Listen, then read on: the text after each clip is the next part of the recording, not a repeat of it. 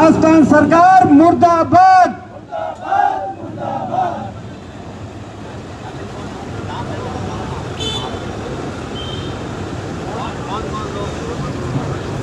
हाँ, जो लोग 25 तारीख को हमारे साथ में थे उन तक मैं मेरी बात पहुंचाना चाहता हूं। वो ध्यान से सुन लेना। आप जिस दिन 25 तारीख को भगत सिंह सर्कल के अंदर 36 कौम के लोग बजरी माफियाओं के विरोध में बैठे थे, क्या आज की तारीख के अंदर आपका उनसे कोई तालमेल है? हमें ये विदित हो गया है कि आप उनसे मिले हुए हैं। प्रतिदिन 1.5 करोड़ रुपए वो बजरी का उठा रहे हैं।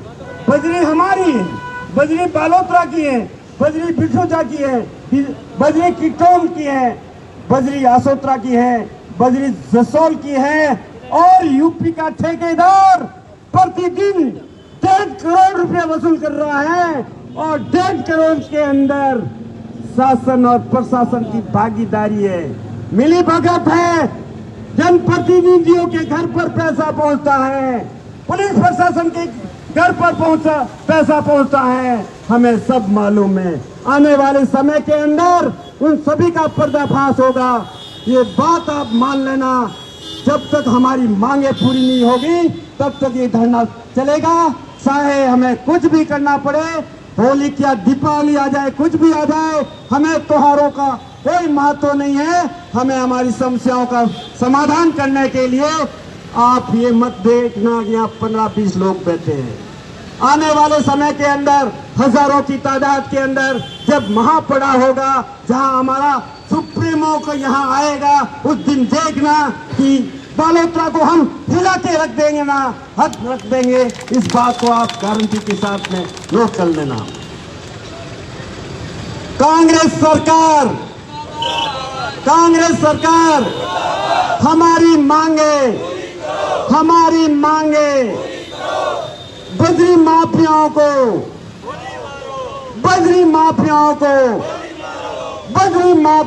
को और उनका साथ सहयोग करने वालों को, उनके साथ सहयोग करने वालों को हमारी एकता,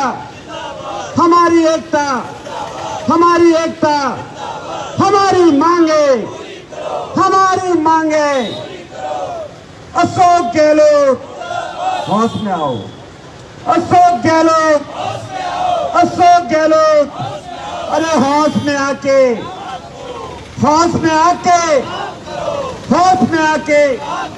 बात करो। होश में आके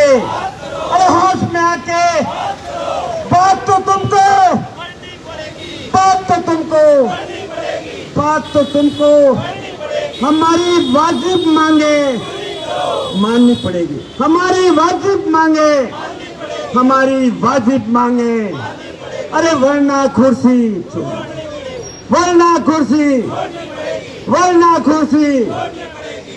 जय भीम, जय भारत, जय संविधान। धन्यवाद। बहुत बहुत धन्यवाद आदरणीय भैरूलाल जी नामा साहब। भैरूलाल जी ने जो भी बातें कही और अनुभव के आधार पे कही, और मुझे लगता है कि भैरूलाल जी के जो सिर पर सफेद बाल है, आधे से ज्यादा बाल शायद धरने और प्रदर्शनों के अंदर ये सफेद हुए हैं। आप बहुत मजबूत और बहुत ही संघर्षशील व्यक्तित्व के धनी हैं। बहुत बहुत आभार आदरणीय भैरूलाल जी का। अभी थोड़ी देर बाद अपन लोग मुख्यमंत्री के नाम एसडीएम के मार्फत ज्ञापन देने के लिए जाएंगे। दूसरी बात, बड़े शर्म की बात है कि यहाँ पर पिछले 4 दिनों से राष्ट्रीय लोकतांत्रिक पार्टी के तमाम कार्यकर्ता, तमाम नेता अनिश्चितकालीन धरने पर बैठे हैं और रात को यहाँ पर कम से कम 500 लोग धरने पर थे और 50 से ज्यादा लोग यहाँ धरने पर सोए, लेकिन अभी तक प्रशासन की आंखें नहीं खुली, उन पर कोई अभी तक असर नहीं हुआ। इसका मतलब साफ है कि प्रशासन भी उस बजरी माफिया ठेकेदार से मिला हुआ है और यहाँ के स्थानीय भारतीय जनता पार्टी और कांग्रेस के नेता बजरी माफिया ठेकेदार से मिला हुआ है। मुझे पूरा विश्वास है कि इन नेताओं के, यहाँ के एमएलए एमपी, इनके घर पर बजरी माफियाओं के द्वारा भेजे गए पैसों से उनका घर परिवार चलता है और उनके घर रोटी जो उनके परिवार के लोग खाते हैं वो इनके पैसों से खाते हैं। इसलिए वो लोग हमारी आवाज को उठाना नहीं चाहते और हमारी आवाज बढ़ना नहीं चाहते। लेकिन आने वाले चुनावों के अंदर मुझे पूरा विश्वास है, बाड़मेर ही नहीं पूरे राजस्थान की जनता इन भारतीय जनता पार्टी और कांग्रेस के मिलाजुली को खेल को खत्म करके ही दम लेगी, ये मेरा पक्का विश्वास है। अब मैं निवेदन करूंगा भाई थान सिंह जी डोली, ब्लॉक अध्यक्ष पचमदरा, आप आए और अपनी ओजस्वी वाणी से हम सबको लाभान्वित कराए। भाई थान सिंह जी डोली।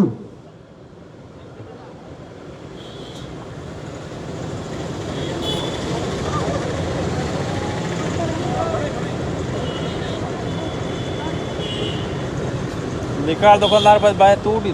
भारत माता की वंदे वंदे इंकलाब इंकलाब इंकलाब इंकलाब इंकलाब। हमारे प्रदेश के महामंत्री, वर्तमान जिला परिषद सदस्य, सीनियर नेता उम्मीदवार राम जी बेनीवाल साहब, और काफी कुछ बातें तो आज रोज मुझे क्लियर करनी पड़ती है। आज बेरूलाल जी नामा ने क्लियर कर दी कि भाई ये जो मिला जुली का खेल चल रहा है, ये जो लोगों ने गठबंधन बना रखा है, ये जो लोगों को गुमराह करने का काम कर रहे हैं, उन लोगों के बारे में और उन लोगों को समझना जरूरी है कि हमारे साथ ये अन्याय क्यों हो रहा है। आज राष्ट्रीय लोकतांत्रिक पार्टी पिछले 4 दिनों से सड़क में संघर्ष कर रही है। वो मामला है जनहित का। बजरी पूरे बाड़मेर जिले के लोग यूज करते हैं, उसमें गरीब भी करता है, अमीर भी करता है, मध्यम भी करता है, व्यापारी भी करता है, दलित भी करता है, सामान्य वर्ग भी करता है, ओबीसी भी करता है, सभी लोग यूज करते हैं। तो मैं मल्होत्रा के निवासियों से और बाड़मेर के निवासियों से, जनमानस से भी मेरा निवेदन रहेगा कि हम तो आपके लिए लड़ रहे हैं। आप ज्यादा से ज्यादा इस मामले में अपना सहयोग कीजिए, तभी अपनी जीत होगी। नहीं तो मोरे मैं तो करो यहां बैठा हाँ, और अगर हमें तो हाथे नहीं आया तो आने वाला टाइम में थानी आवाज उठाने कोई नहीं मिलेगा। क्योंकि बीजू नेता तो व्यापार करे। आप लोग बालोतरा में वोट है बीजेपी रो, नगर परिषद में वोट है बीजेपी रो, विधायक है कांग्रेस रो, और बाड़मेर सांसद है बीजेपी रो। लेकिन वोट की बात करा तो नगर परिषद में एक भी कांग्रेस और पार्षद बीजेपी पार्षद विरोध नहीं करे और एक भी बीजेपी पार्षद उठजान आवाज नहीं उठावे। बालोतरा में पिछले 2 सालों नगर परिषद की एक भी बैठक होती भी सभापति का ध्यान की दिशा नहीं हाले। तो यह स्थिति अपराध बनोड़ी है, क्योंकि दोनों का आपस में गठबंधन है, मेलजोल है। आधी रात को 12 बजे दोनों पार्टी आपस में मीटिंग करती है। कई बार मैंने विधायक जी से घर से निकलते हुए इनको देखा, कई बार विधायक जी को उनके घर से निकलते हुए देखा। तो कल एक पानी का मामला था जो बालोतरा में चल रहा था, उसमें कई महिलाएं थी, हमारी माताएं बहनें, दीपावली का समय था, घर से बाहर आई, रोड पे बैठी। अरे शर्म करो तुम, सत्ता के दलालों कि अपनी माता बहनों को तुम्हारी वजह से रोड पे बैठना पड़ रहा है। कारण क्या? तुमने तुम्हारा जमीन बेच दिया, तुमने तुम्हारा जो असलियत थी, तुमने तुम्हारी मतदान की थी, तुमने तुम्हारा जो हकीकत में वजूद था वो खो दिया है। कारण क्या? सिर्फ चंद पैसों के खातिर। आज बजरी 25 तारीख को बजरी का मां पड़ा हुआ था, उस दिन बड़ी बड़ी बातें कर रहे थे। यहाँ के प्रधान साहब भी थे जो बातें कर रहे थे कि वो हमारे तो विश्व सौभाग्यवती। अरे सबसे बड़े विश्व तो आपके छोड़े हुए हैं जो हमें खा रहे हैं, जगह जगह से डस रहे हैं।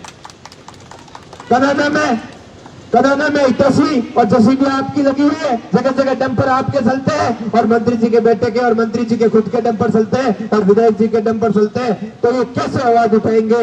विधायक जी एक भी स्टेटमेंट नहीं दे सकते बजरी वालों के खिलाफ में। इस बात की आपको गारंटी देता हूं। अगर उनमें हिम्मत है अगर जनता का थोड़ी बहुत भी ख्याल है और जनमानस के लिए वो अपने आप को क्या बताते हैं, जननेता बताते हैं, क्या जननायक बताते हैं। अगर वाकई में आप जननायक है तो बद्री के लिए एक बार भी बोल के बता दो। बोल रहे थे अगर बद्री शुरू नहीं हुई तो मैं नदी में जाकर बैठ जाऊंगा। मैं तो बोल रहा हूँ भगवान अगली बार नदी आए बोलते और उस नदी में ये जाके डूब के मर जाए। इनका ये काम रहा है, क्योंकि इतना कुटाराघात कोई नहीं करता है। इतना कुटाराघात राजा महाराजों के टाइम भी नहीं होता था, इतना कुटाराघात अंग्रेजों के टाइम भी नहीं हुआ, इतना कुटाराघात मुगलों के टाइम भी नहीं हुआ।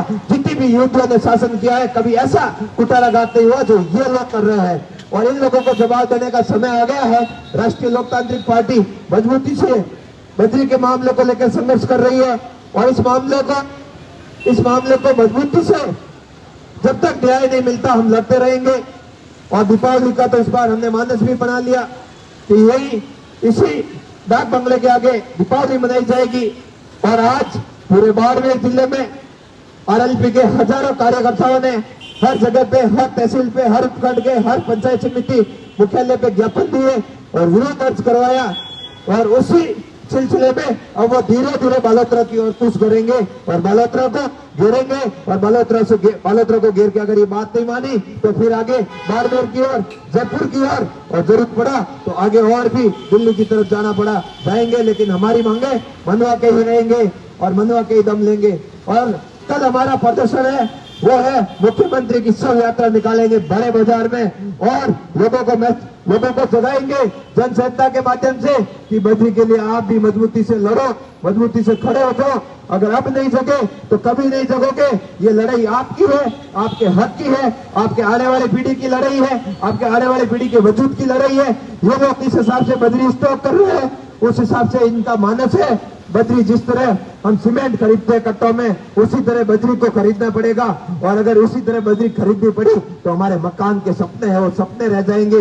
कभी मकान नहीं बना पाएगा गरीब का बेटा, दलित का बेटा कभी मकान के बारे में सोच नहीं सकेगा। तो इसलिए सभी किसान भाइयों, एक होते जगने का समय है। अब जग गए तो ठीक है, वरना समय निकल जाएगा, बातें रह जाएगी और ये लोग फिर इतने मजबूत हो जाएंगे कि हमें उनसे लड़ने के लायक ही नहीं छोड़ेंगे। अंग्रेजों की तरह हमें गुलाम बना लेंगे। इन लोगों से लड़ने का अभी समय है। अब मजबूती से एक होके, संगठित होके, नेक बन के, ईमानदारी से अपने भाइयों के लिए लड़ो। और अपने भाइयों के लिए लड़ोगे तो हमेशा आपको जमाना याद रखेगा और आपकी बातें, भले ही आप उन लोगों की तरह मजबूत नहीं बन पाओगे, पैसों वाले नहीं बन पाओगे, लेकिन आपका जमीर हमेशा जिंदा रहेगा। और जब भी जमीर की बात आएगी, जिंदा जमीर की बात आएगी, जिंदा दिल की बात आएगी, ईमानदारी की बात आएगी तो अग्रिम पंक्ति में आपका नाम आएगा। उन गद्दारों का नाम नहीं आएगा, उन जमीर बेच के खाने वाले लोगों का नाम नहीं आएगा। और आप मजबूती से डटे रहो और हम हमारा हक लेके रहेंगे। अगर प्यार से देंगे तो प्यार से लेंगे, अगर हमें दादागिरी से या फिर और भी कई तरीकों से लेना पड़ा तो उस हिसाब से भी लेंगे। लेकिन चुप बैठने वालों में से हम नहीं है। जय जवान, जय किसान। धन्यवाद।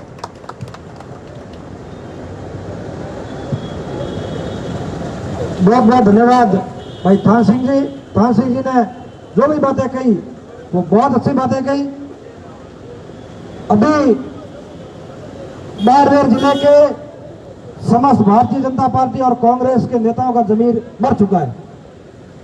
अगर उनका जमीर जिंदा होता, हो सकता है यह राष्ट्रीय लोकतांत्रिक पार्टी का मंच है, लेकिन बालोतरा के अंदर भारतीय जनता पार्टी और कांग्रेस के नेताओं का अगर जमीर जिंदा होता तो वो हमारे सामने या हमारे पास में आकर भी अपना बजरी माफिया के खिलाफ लड़ाई लड़ सकते थे और यहाँ धरने पर बैठ सकते थे। लेकिन वो बिके हुए हैं और यहाँ की स्थानीय जनता को भी इन नेताओं की जो चापलूसी और ठेकेदार के साथ में जो गठजोड़ है वो देखना चाहिए। और आने वाले समय के अंदर जब भी मौका मिले तब इनको जवाब देना चाहिए। मैं निवेदन करूंगा राष्ट्रीय लोकतांत्रिक पार्टी के प्रदेश कार्यकारिणी सदस्य झुंझारू युवा नेता भाई साहब गजेंद्र जी से कि आप आए और अपना उद्बोधन दें।